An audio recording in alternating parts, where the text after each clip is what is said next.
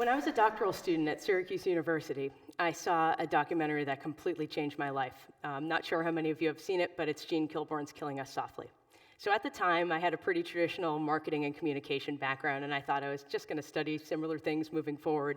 And I saw this documentary, and for those of you who don't know it, it shows the way women are represented in ads throughout about 4 decades, right? And it shows you the stories that are told about women sort of repeatedly that are designed, for lack of a better word, to sort of keep women in their place in various ways, keep them worried about certain types of things, the way they look, whether they're acceptable to outsiders gazing upon them, things like this. So I saw this as a doctoral student, and I thought, there's no way that I can unsee this ever.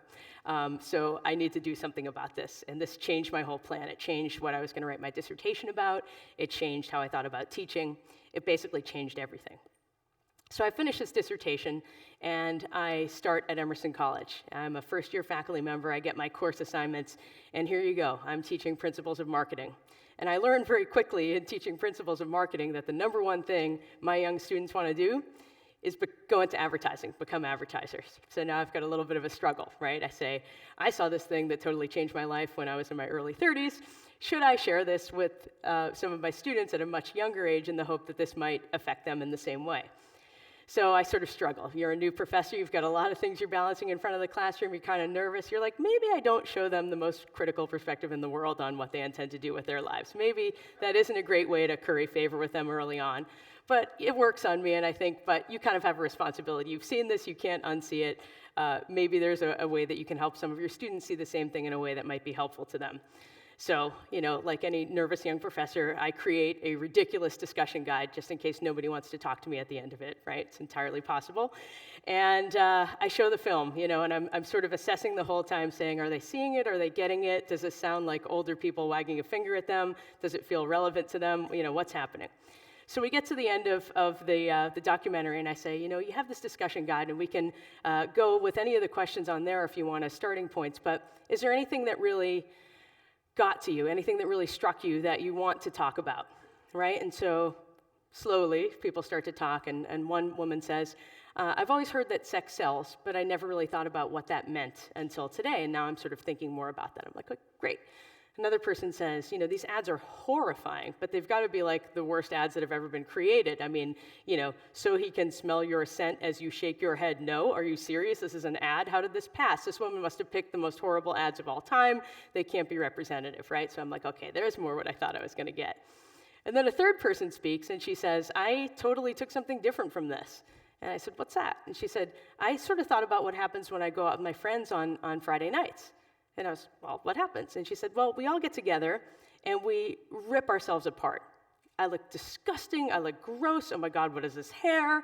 My skin is nasty. And we just rip ourselves apart, and then we try to rebuild each other over the course of the next couple of hours so that we can sort of go out with confidence. So I said what I always say when I'm taken a little off guard in the classroom, because this is quite a revelation. I'm happy it's happening, but wow, there's a lot you can sort of do with this. But, we're operating in real time. So I said, that's an amazing insight. I'm really happy you had that, and I'm really happy that you shared that with us. What do you think you would do with that time if you didn't spend it ripping yourself apart? If you didn't spend it having to rebuild your friends as they did the same thing?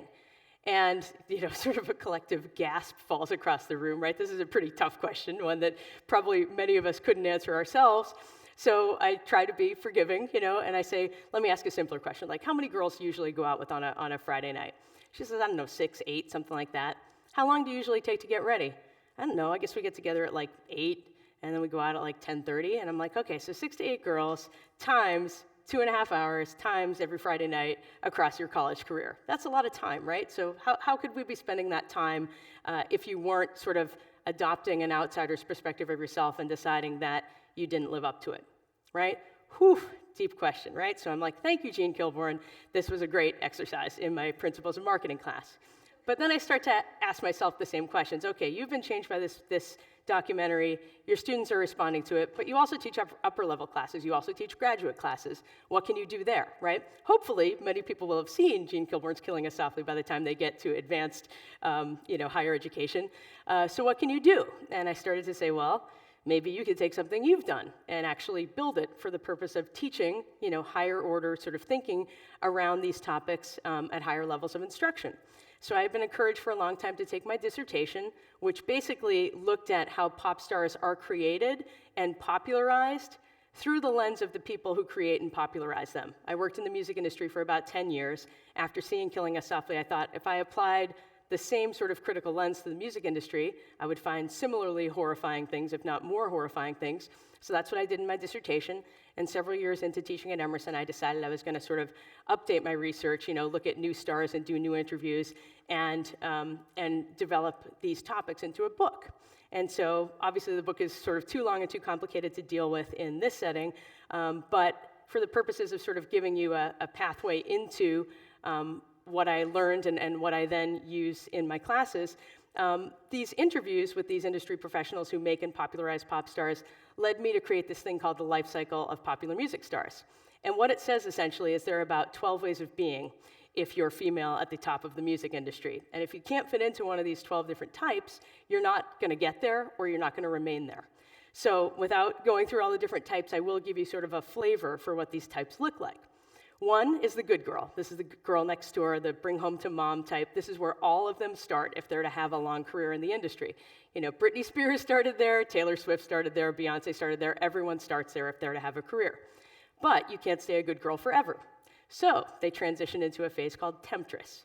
This is where sort of sexuality and sexual availability begin to be more salient in the way these women are positioned, and the songs become about sex, the costumes become about sex, the narratives about them become about sex. And I joke with my students, this is the phase in the pop star's life in which her clothes begin to fall off. So from there, things get a little more complicated. We're getting into the midsection of the life cycle. So if you're very, very, very lucky, you might be constructed as a diva, and that means sort of a best-in-class singer or someone who's a phenomenal musician, and this means that maybe, just maybe, people will talk about your accomplishment rather than your body or the way that you look, right? Someone like Adele is someone who's been in that category recently, but people did talk about her looks for about a year before they realized this beautiful voice can come out of a whole different range of body types.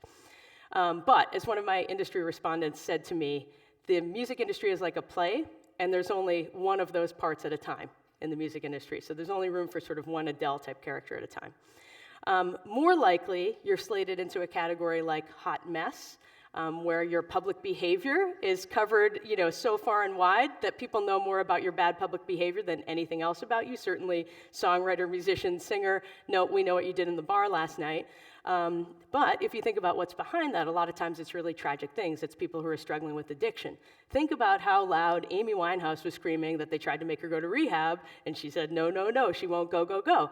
And she, ended up battling addiction very seriously and had a very tragic ending.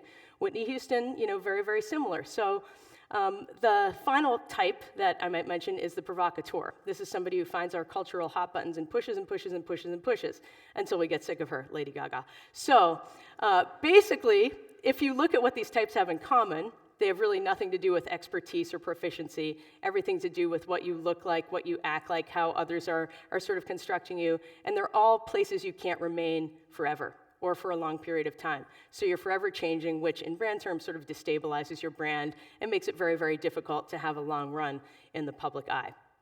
So what do I do with this sort of knowledge, right? I take it into my upper level classes, entertainment marketing, among others. And there I want to talk to my students about things that Jean Kilbourne starts talking about in Killing Us Softly. I want to talk about objectification theory, and I want to talk about self-objectification, and I want to talk about the male gaze, and I want to talk about encoding and decoding. So many things I want to talk about, but if I come into my classroom and I say I want to talk about those things, my students will totally glaze over, forget it.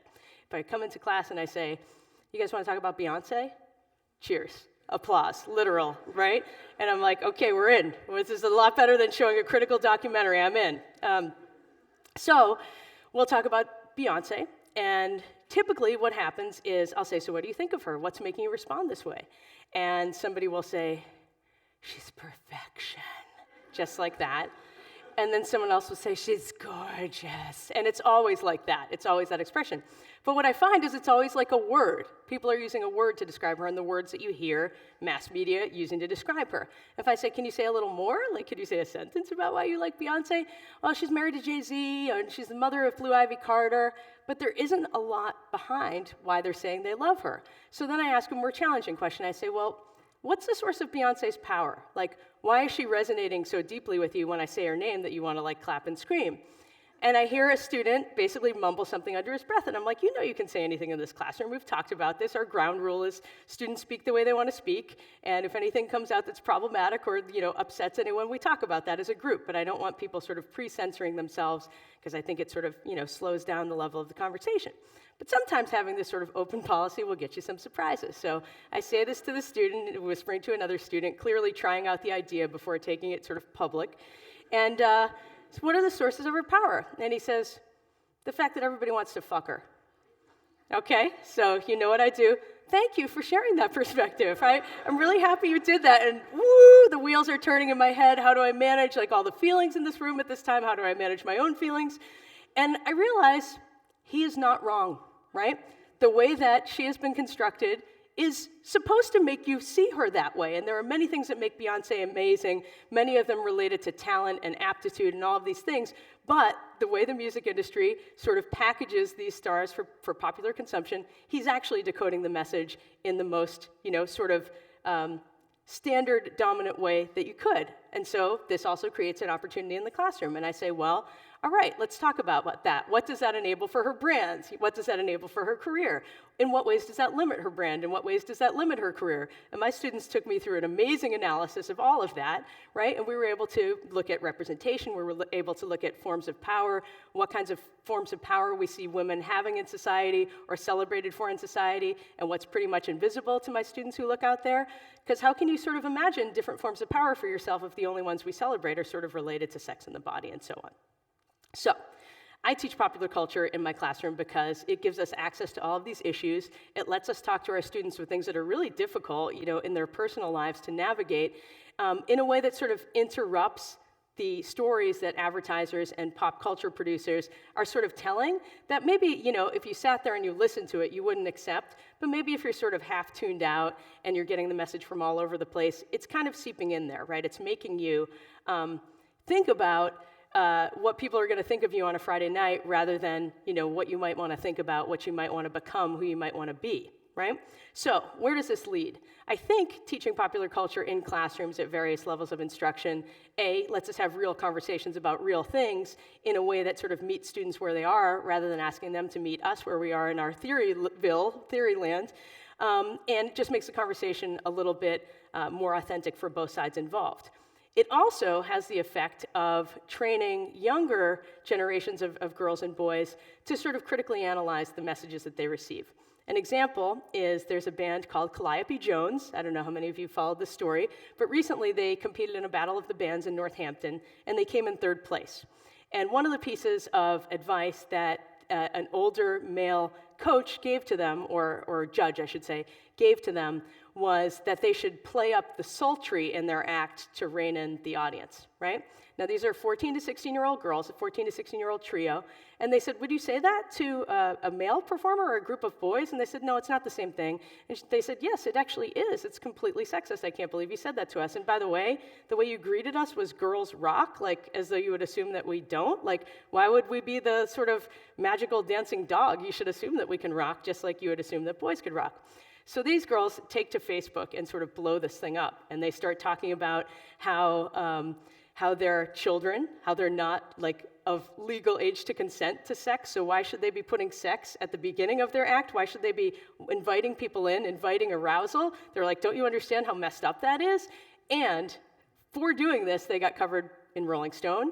No, sorry, they got covered in Billboard. They got covered by MTV and a whole bunch of other media outlets. This was so sort of disruptive and new and deviant that they got coverage for it, right? It's not often that we see young women get covered for being musicians. It's even less likely that we see them covered for basically taking aim at a critical judge who told them to be more like what we see aspirational pop stars being.